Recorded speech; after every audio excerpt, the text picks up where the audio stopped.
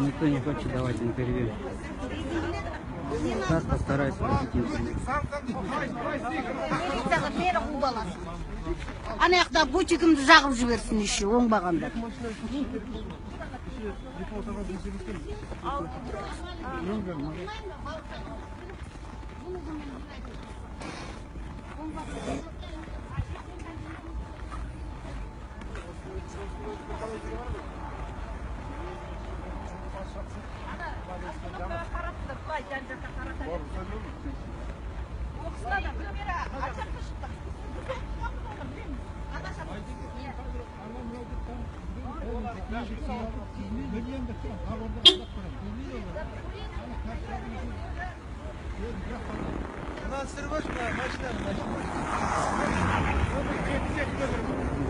Номер.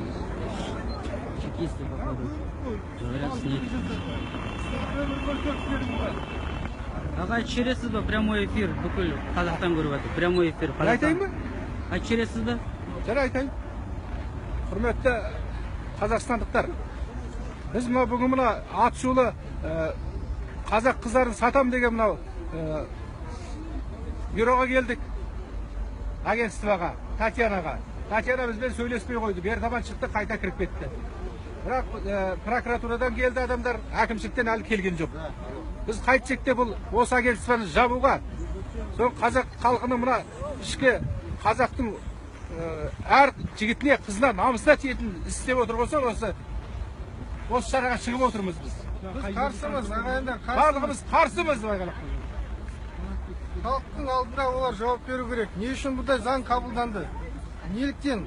Халықпен ақылдасып, одан кейін ондай заң, халық қарсы болса ондай заңды қабылдамау керек. Бұның ар жағында Билікте отырған адамдар вообще халыққа қарсы заң қабылдамау керек. Бұның арғы жағында жұмысқа саясат жатыр бұл.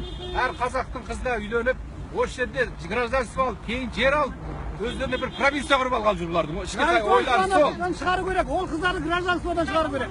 Агентствоны жабу керек. Агентствоны жабу, Татьянаны Қазақстанға қуу керек. Заңда қайттан қарау керек парламент. Заңда қайттан қарау керек.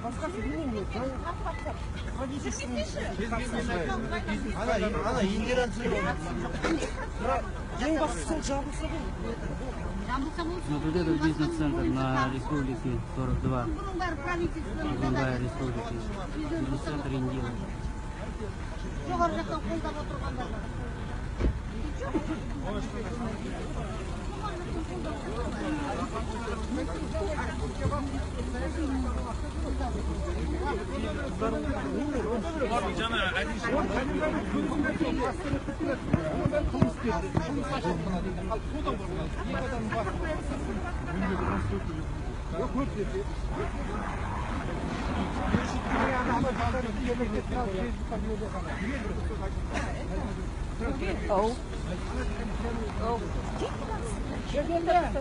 Шетелге шығарылатын қыздар, азаматтықтан шығарылсын, шетелге сатылатын қыздар, адам саудасын тоқтату керек. Адам саудасына жатады. Парламент заңды қайттан қарау керек. Егер Қытайдан келетін қалталы азамат болса, олар қазақ еліне $50,000 гарантия төлеу керек.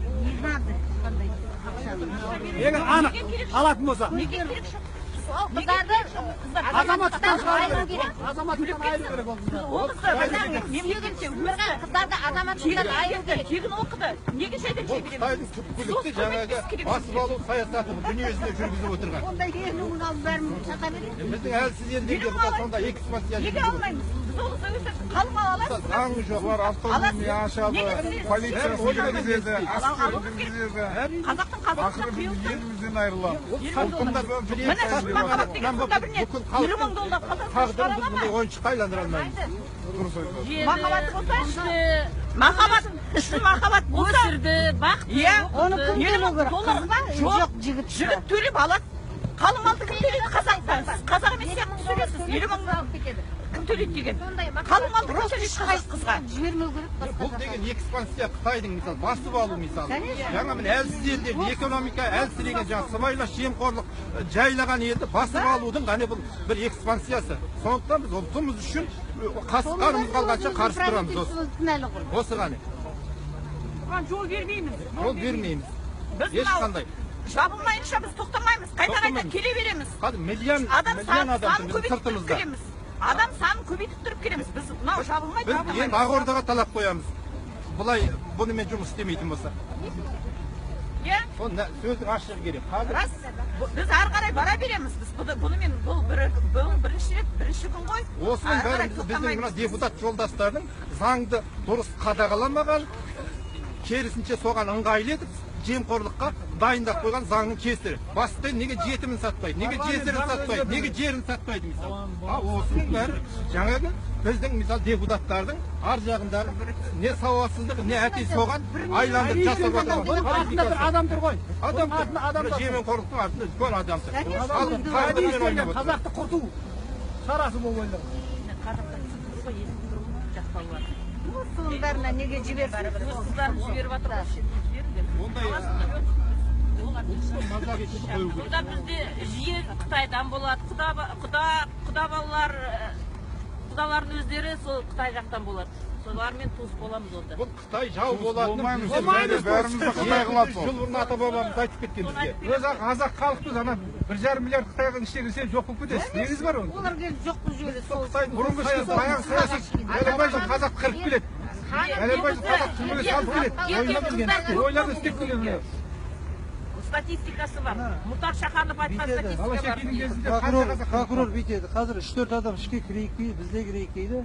Кіріп сіздер қандай талаптарыңыз бар? Бәрілеріңіз керек жоқ, ана жерге сыймаймыз дейді. 3-4 адам. Үш-төрт адам басын айналдырып жүреді. Халыққа жауапты. Осы қаз ішке кіріп түседі, сонымен бізге қатысыңдар дейді. Қазір бүйтіп тұра бергеннен, ана мынау қазір.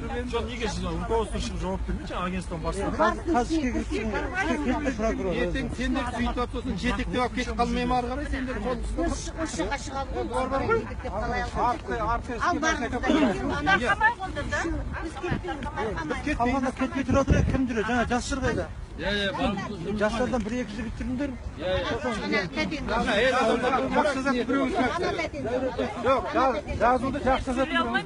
Ана тәтейін жақсайды. Бізге ішіне кіріп, сосын ана прокурордың өкілі тұрған кезде айтады, құжатын көрсетсін, 15 па 20 қыздың списогін берсін, бізге қолымызға болды. Сосын мен бұның қазір прокурорға айттым мен жаңа, маған ананың заңдылығын жаңағы өздері шығарды. Жарнаманы өздері соның заңдылығын қай заңға сүйеніп жазды, соны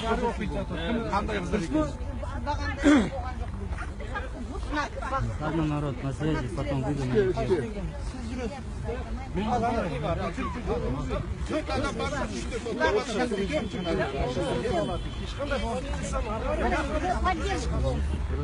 Ал барыңыздар, біз күтеміз.